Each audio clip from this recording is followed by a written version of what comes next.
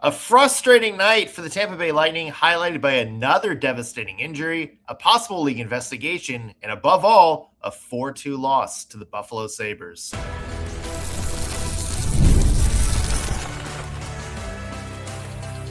You're Locked On Lightning, your daily podcast on the Tampa Bay Lightning, part of the Locked On Podcast Network, your team every day. Welcome into Locked On Lightning. I am your host, Nick Morgan. My partner in crime, Greg Stephen, is on vacation this week. I'm having a great morning. Michigan Wolverines, NCAA basketball championships. Go blue, baby.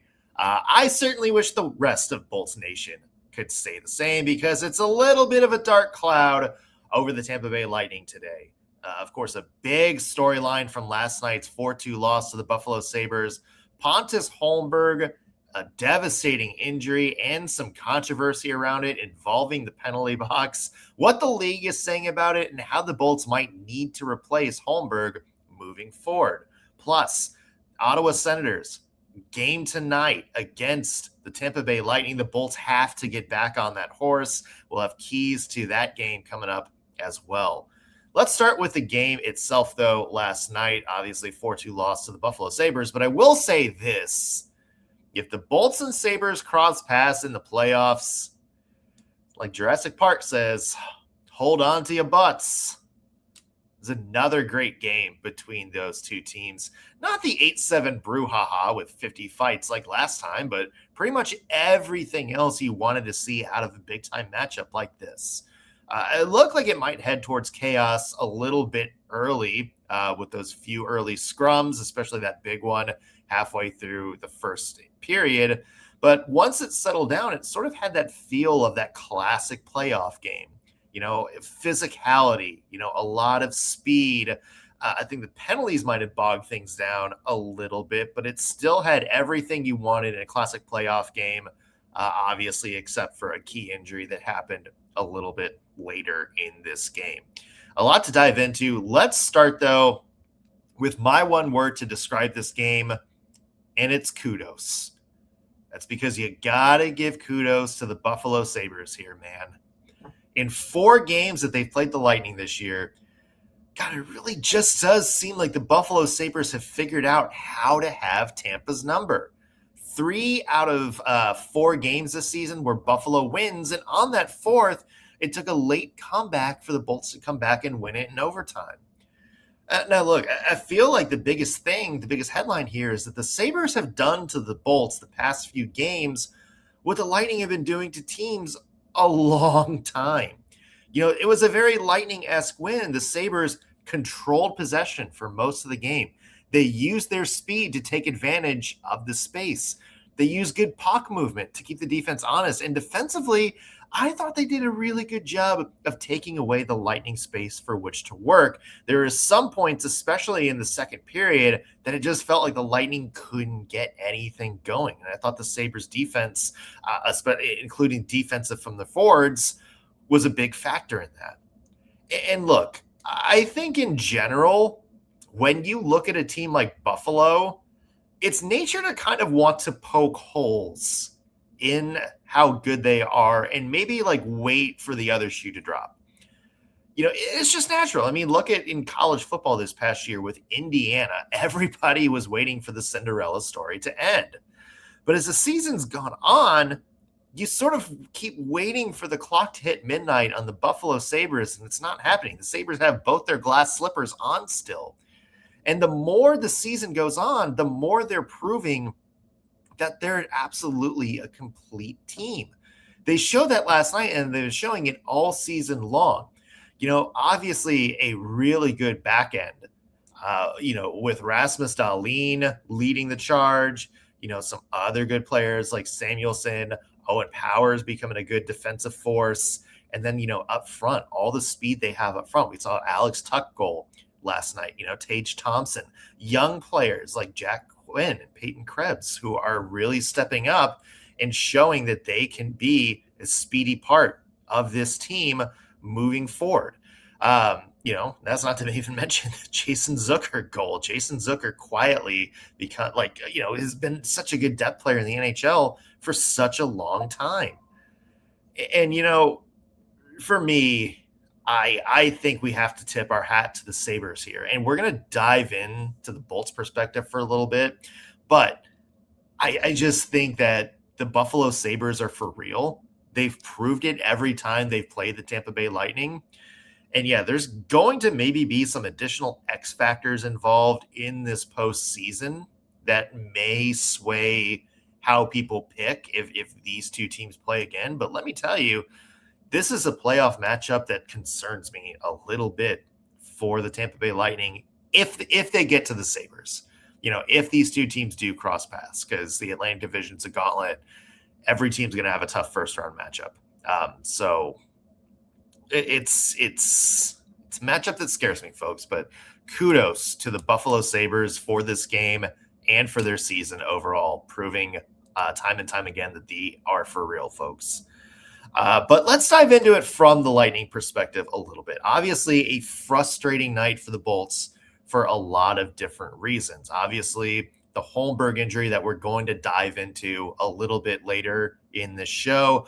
Obviously, some frustration with some of the penalties that were called, although you got 5 power plays and could only score once. I don't know what else you want to do here. For the Lightning, I think obviously you could make the argument that they went into this game at less than 100%. No Brandon Hagel, still a little banged up, much to the chagrin of all the Sabres fans who wanted blood from him going after Rasmus Dahlin last game. Also, no Anthony Cirelli, who was dealing with some sort of undisclosed injury. You had to go to the line blender a little bit, and it felt like it showed. The chemistry across the board just felt a little bit off in this game for the Lightning. The passes just weren't there. The timing was a little bit late. You wound up with some good chances and just couldn't, connect the puck, connect the dots to actually get a good scoring chance out of it.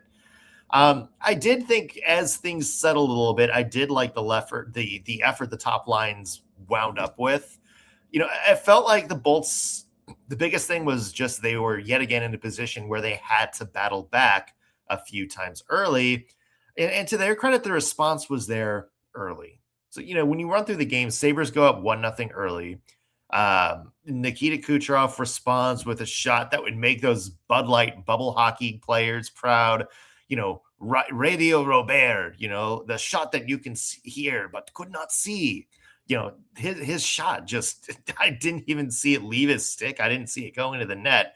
Nikita Kucherov is that good in the NHL this year. By the way, 400th career goal for Kucherov, and also now atop the league leaders in scoring. But again, the Lightning couldn't build momentum off of it. Sabres went back up 2-1 in the first. Gage Goncalves, right out of the gate in the second period, gets the tying goal again. But then the Sabres got the go-ahead goal from Jason Zucker. Like I said, really good underrated depth guy for such a long time in this league. And it felt like once that Zucker goal happened, it just took a while for the Bolts to come back for that one. The Sabres really took the pedal to the metal for the rest of the period. At the start of the third, I thought the Sabres came out really strong. And it just felt like the Lightning couldn't get any sort of sustained pressure going. In fact, I thought it wasn't until about halfway through the third that they started finding that high gear again. And by that time, it just felt like they ran out of time. It just felt like they were pushing. The clock was winding down. It felt like the desperation started to kick in a little bit instead of, the composed strategic play that we've seen for the Tampa Bay Lightning. You also got to give credit to Ukko-Pekka Luukkonen, who made a couple of big saves down the stretch for Buffalo. And then the Sabres sealed the deal with 2 minutes left, an empty net goal. And that's pretty much all she wrote. Obviously, big implications for the playoff picture. The Sabres and Lightning are now tied in points with 102. Lightning still holding on to first place thanks to having that game in hand. But these two teams are even. And remember what we said yesterday, Montreal Canadiens, 1 game behind both teams. So they're lurking as well. It's a big loss because if you're the Lightning, there's now less room for error. You're looking at these last couple of games as critical just to get home ice advantage. Obviously division title still in reach, but you can't have any further slip ups or you're looking at going from potentially winning the Atlantic to starting the postseason on the road. And that is going to be a factor in some of these early games. Now, everybody is good. Everybody is a great team, but you want to have that home ice advantage, preferably for both of these first two rounds, but especially that first round, because whatever team you go up against, if you do wind up with that 3 seed, is going to come into the playoffs hot. So now it feels like, games like tonight against the Senators, they ramp up in importance. We obviously had this whole week circled. The big ones were yesterday against Buffalo and Thursday against Montreal, but now that just ups the intensity for tonight as something that if you're the Lightning, you can't slip up again. You're looking at this as kind of a must-win game. So that's a big factor from last night. It felt like the room for error has cinched down a little bit. Obviously, more to get to from this game, including the Pontus Holmberg injury and the league investigation that seems to be following. John Cooper was not happy with the penalty box guy after the game. We'll give our thoughts and how the Lightning might need to replace Pontus Holmberg when we come back on Locked on Lightning. Today's episode is brought to you by FanDuel. Now that March Madness is over, it's time to look ahead to the NBA playoffs, where every possession matters, every matchup is magnified, and every game can swing a series. And right now, FanDuel is giving new customers a great way to get in on that sweet, sweet playoff action. You can bet just $5 and get $250 in bonus bets if your first bet wins. The FanDuel app makes it so easy to follow the action with player stats, trends, and matchups all in one place. And during the NBA playoffs, that extra insight really matters when you're looking at stars, role players, and key moments and trying to decide how you're going to bet. It just makes the entire playoff experience more engaging from start to finish. So head to FanDuel.com to get started or download the FanDuel app straight to your phone. FanDuel, play your game this NBA playoff season. Today's episode is brought to you by Indeed. I don't know about you guys, but my workplace is always chaos this time of year. There's always deadlines, always new projects getting off the ground. The email inbox is overflowing. It's the worst possible time to sit down, go through resumes, and interview people for an open job position. That's why you need Indeed Sponsored Jobs. Indeed Sponsored Jobs helps you reach the people who actually fit what you're looking for with the right skills, experience, and location, so you're not just hoping the right candidate stumbles across your job post. Here's a stat that says it all. In the time that I've been talking to you, companies like yours made 27 hires on Indeed, according to Indeed data worldwide. So spend less time searching and more time actually interviewing candidates who check all your boxes with less stress, less time, and more results. When you need the right person to cut through the chaos, this is a job for Indeed Sponsored Jobs. Plus, listeners of Locked on Lightning get a $75 sponsored job credit to help get your job the premium status it deserves at Indeed.com/podcast. Again, just go to Indeed.com/podcast right now and support our show by saying you heard about Indeed on Locked on Lightning. Again, Indeed.com/podcast. Terms and conditions apply. If you need to hire, this is a job for Indeed Sponsored Jobs.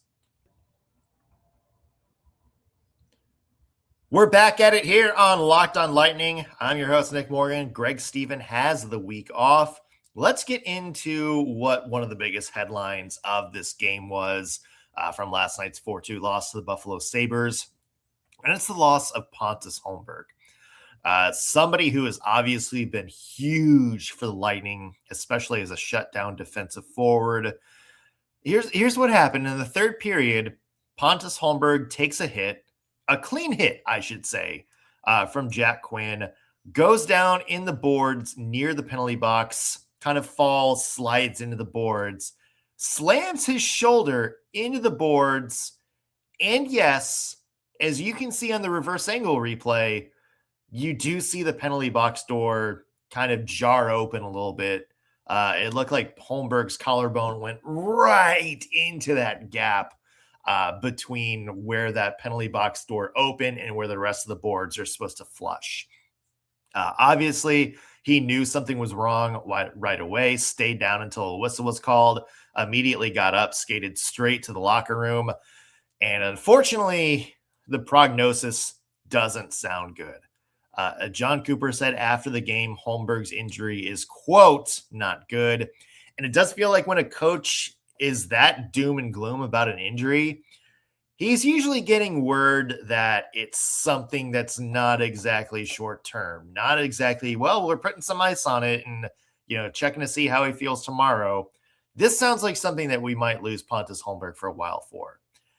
And look, obviously the big controversy from this game is the Sabres penalty box guy. John Cooper said the door was not shut properly, which led to the injury. You don't know if that's the case or if it was just a really hard hit that opened the door a little bit. But John Cooper was furious about this after the game. Here's what he had to say. I don't know who's working the penalty box over there. I don't know if they should keep their job after what happened there. Leaving the door open, it could have hurt anybody on either team, and those are just dangerous situations. Now, again, obviously, we're not exactly sure what happened. We don't know if the door wasn't closed. I mean, it was a situation in which the Sabres player was about to get let back out of the box in a couple of seconds. And you do see some situations where the penalty box guys do they have an official title? I don't know. I'm just going to call them penalty box guys. But, we see a situation in which they're Johnny on the spot with their hands, ready to kind of open the latch a little bit and let the guys out. I don't know if that situation was there. Obviously, we didn't really see an angle from the penalty box. So we don't know if they opened a little bit early. We don't know if it never got shut anyway. But regardless, the league, according to Tampa Bay Times, is now investigating. I'm not exactly sure what you're going to get out of the results of that investigation. I don't know if the Sabres penalty box guy is going to be suspended for 5 games, although it's George Peros, so he'll probably, just get slapped with a minimum fine. No, that's obviously a joke. I know George Peros is not punishing the Sabres penalty box guy. But it is going to be interesting to see what the league says. Now, obviously, yes, John Cooper's right. You do need to be better there if that's your job, because, yeah, that is a dangerous situation. I mean, we've seen some situations in the past where guys have run into that sort of corner. Like, we see it a lot over by the benches. When there's a door open, somebody gets hit during a live change, and that kills. Like, we've seen people miss serious time from hits or collisions into that empty door area. I'll just say it. If you're an NHL official in any way, you need to be held to some sort of standard when you don't do your job. And obviously, big implication for this situation, because now it sounds like the Lightning might lose Pontus Holmberg. And look, we got to talk about the Pontus Holmberg situation because his loss is a big one. Now, the obvious impact of Pontus Holmberg as part of that line with Yanni Gourde and Zemgus Girgensons, in a big way, that line has guided the Bolts throughout this season. I mean, you talk about them always being sort of the shutdown crew. We've seen them time and time again this season get thrown out there fearlessly against the other team's top line, and they've done such a good job of keeping the other team's top lines in check. And that's the other thing, is the one thing that they've been the one line that's consistently been together as this season's gone on. We talk about the John Cooper line blunder. Nikita Kucherov has played with different line mates. Braden Point and Anthony Cirelli have flip-flopped. Hagel and Guentzel have played with different guys. You've had different looks on that fourth line, but the one constant has been that third line. They're the line that comes into this game with all the chemistry in the world. And losing Pontus Holmberg, that takes away one of the Bolts' most consistent weapons. And look, the Bolts can't afford any more injuries regardless, but that line in particular, that line to me was the X factor going into the playoffs. because you know John Cooper is going to trust them to go out there and battle the other team's top scoring line. And Pontus Holmberg was a big part in that. And I know there's some other options there that we'll talk about in a second, but it just feels like a little bit of a downgrade either way you go, because Pontus Holmberg is so good as a defensive forward. This one hurts. And now here we are yet again. The storyline for the Tampa Bay Lightning is that somebody depth-wise needs to step up and shoulder that load. You know, the first guy I look at is somebody like Nick Paul, who I thought had a really solid game last night. Obviously, you know, we know that he's kind of has a reputation for being like a bottom line, you know, two-way type of guy. In terms of everybody, you know, who the options are, he's the guy that sort of fits into that vibe the best. You also maybe look at somebody like Corey Perry, you know, moving up. He has to be a little bit more defensively responsible. And maybe his defense isn't the strongest part of his game anymore, but he can still get under people's skin. You know, even a guy like Dominic James, you know, coming back from injury, he skated before the game yesterday. No official word on his return, but it is good to see him back out on the ice.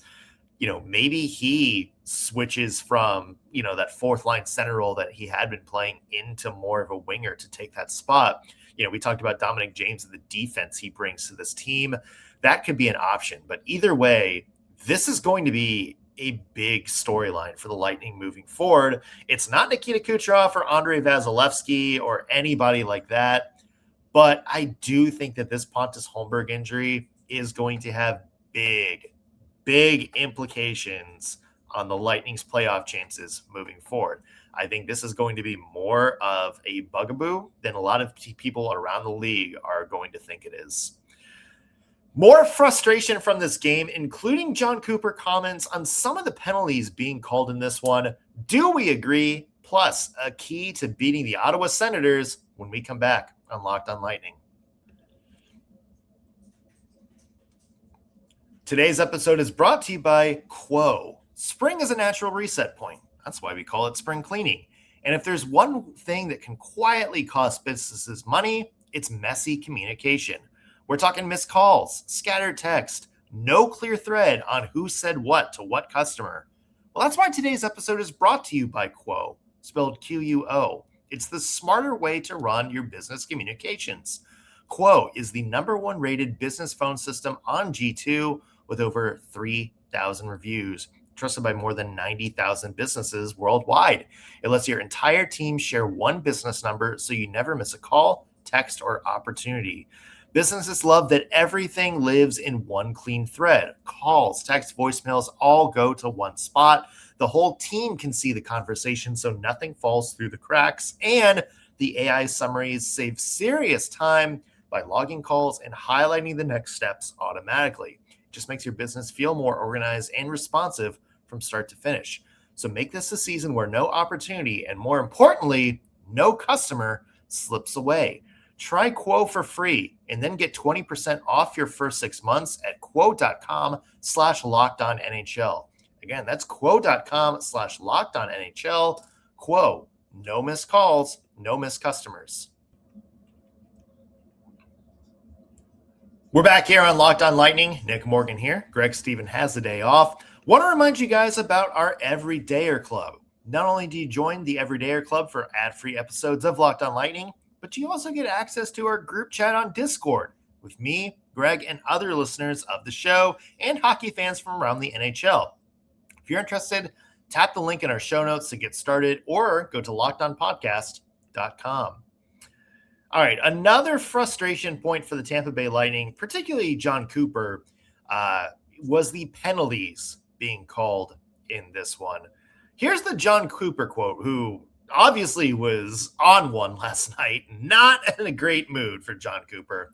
But here's what he said about the penalties being called. Quote, maybe there is just the fear of two teams having fun out there. No, let's just call so many penalties that it just took away from the flow of the game. What are we doing? Every time you touch somebody, it's a penalty. Come on, let the teams play. That's why everybody filled this building. So we suck the fun out of the game. Here's the thing about that quote. Number one, yeah, I thought there were some questionable calls, but I also thought those questionable calls went both ways. In fact, all 3 stick penalties in the second period, I look at and I was like, what's going on here? Number 2, John Cooper. I don't know if you can complain that hard about the officiating when you got 5 power plays in this game. And look, the Bolts power play continues to kind of be a frustration point. They did get a power play goal yesterday, but again, 1 for 5 yesterday. And in a team, in a game like this, you're going to need special teams to step up a little bit more. And that's just not what this Tampa Bay Lightning, power play unit has been doing. And yeah, I know they're dealing with some key injuries right now, but you still have to be a little bit better. So I agree. I think the biggest thing about the penalty calls is just that it seemed to disrupt any team from getting, I guess like in their flow. Like you do kind of want to see these games 5-on-5. And like we said at the top of the show, like if this was going to be a playoff game, I don't necessarily think some of those calls happen in the playoffs. I think the calls last night were a factor only in the sense that it just felt like you couldn't get into that consistent 5v5 flow. I don't necessarily think that any of these penalties on either team's, quote unquote cost, the team a game. And I will say Lightning penalty kill stepped up in a big way. They killed all 4 Sabres power plays last night. So, obviously John Cooper is frustrated about a lot of things right now. I'm just not sure if, as a Lightning fan, I'm looking at the penalties as a big reason we lost the game last night. But I digress. It's time to move on to the next stop in the road trip, the Ottawa Senators.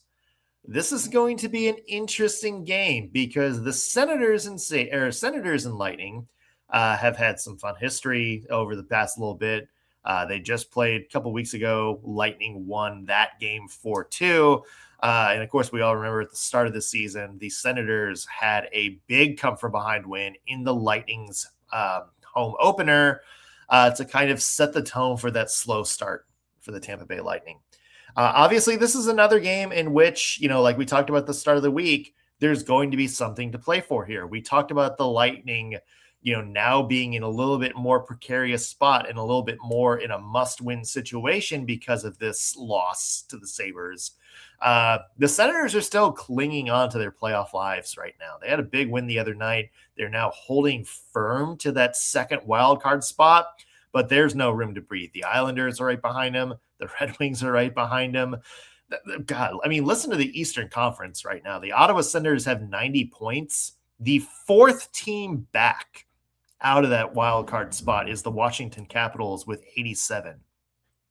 So you have like 5 teams all fighting for that last wild card spot. It is crazy in the Eastern Conference right now. But again, the Ottawa Senators are going to treat this game like a must-win game because it is for them. And I think that is going to give the Lightning another big test. Okay, how are you going to respond when your opponent's back is against the wall? We know the Lightning have to respond. We know they're still fighting for some sort of home ice advantage in this postseason, whether it's the first round, whether it's winning the Atlantic Division, getting home ice advantage for the first 2 rounds. There's something to play for both teams. So this is another test at how you're going to respond when there's high stakes involved for both teams. Quite frankly, last night was a test for that for the Lightning, and I kind of think they failed in that regard. I don't think they came out with their best hockey. Buffalo did. Buffalo was motivated. They had the crowd behind them. Their fans were ready to cheer about that playoff appearance, and they came out of the jump early. The Lightning didn't seem to have that same edge to them. So for tonight, that to me is the key to the game, is how the Lightning respond. And yeah, there's a little bit more of a dour note to this game because obviously you're frustrated about the Holberg injury. You're frustrated about, the way yesterday's game went. Okay, cool. How are you going to respond? Are you going to come out with some of your best hockey of the season early in this game? Are you going to come out in the first 10 minutes and try to take that Ottawa Senators crowd out of it and try to crush their spirits a little bit, get them to a point where they need to be desperate? Or are you just going to kind of coast through the start of this game like I thought you did at certain points yesterday? That to me is going to be the key. If the Tampa Bay Lightning can treat this game like a playoff game, like it's that same must-win mindset that the Ottawa Senators are definitely going to have, then I think that they have a good chance of winning this one, or at least making it a really close game. That to me is just, we need to see a little bit of desperation for the Lightning here. Like, we need to see some more intensity going into these games. We said it this week. This was a great opportunity for the Bolts to get into quote unquote playoff mode and start treating some of these regular season games as big matchups. And they didn't do that yesterday. I want to see them do that tonight. The other big thing to me is just getting pucks on net. I thought the Lightning were stifled a little bit. The Ottawa Senators defense and goaltending situation has historically not been good, although it has gotten maybe a little bit better as the season's gone on this year. Linus Ullmark, not the same goalie he was when he won the Vezina a few years back. And James Reimer is giving you okay minutes as a backup, but you want to try to test whoever's in net for the Senators early. And for the Lightning, maybe this is a chance to kind of go back to, we talked about like basic hockey a little bit and just getting pucks on net, getting guys to crash the front of the net, get deflections, get rebounds, get those second chance opportunities. Tonight is a night for me to go back and doing just that and just test Ottawa. You don't need to do anything fancy. Just get pucks on net and make whoever's in goal have to make a few key saves early, not have to worry about some of these, crazy passes getting deflected or making one too many passes. Just get pucks on net. And for me, that is a big key for tonight's game. Over under, according to our friends at FanDuel, 6.5. I'm going to go under on this one, even though I just said, test the goaltending. I'm feeling a little bit more of a lower scoring game. Like yesterday's game was, like a 4-2 final score wouldn't surprise me again. So why not? I'm taking the under on this one. Anytime goal scorer for this one, give me Gage Goncalves at plus 410. Obviously, I think the Lightning are going to have to shuffle some lines again. We still don't know about Brandon Hagel's status for this game. We also don't know if Anthony Cirelli is going to be back. So again, that puts somebody like Gage Goncalves in a little bit more of a role, maybe some penalty minutes or power play minutes for him. So I feel like he could be somebody that winds up with a little bit of extra ice time. And at plus 410, according to FanDuel, I'm picking him to score. Obviously, tomorrow we will have a full recap of this Ottawa Senators game and maybe a firmer update on some of these key injuries for the Tampa Bay Lightning. We will be here to break it all down. Until then, though, make sure you guys are following us on social media. We're Locked On Lightning everywhere you scroll. Also, be sure to subscribe, whether you're watching us on YouTube or listening in on your favorite podcasting platform. Helps us out with the numbers, lets you guys know when we have content out for you. That's going to do it for us on today's Locked On Lightning. Thanks for making us your first listen of the day. Back tomorrow with a new episode. We'll see you then.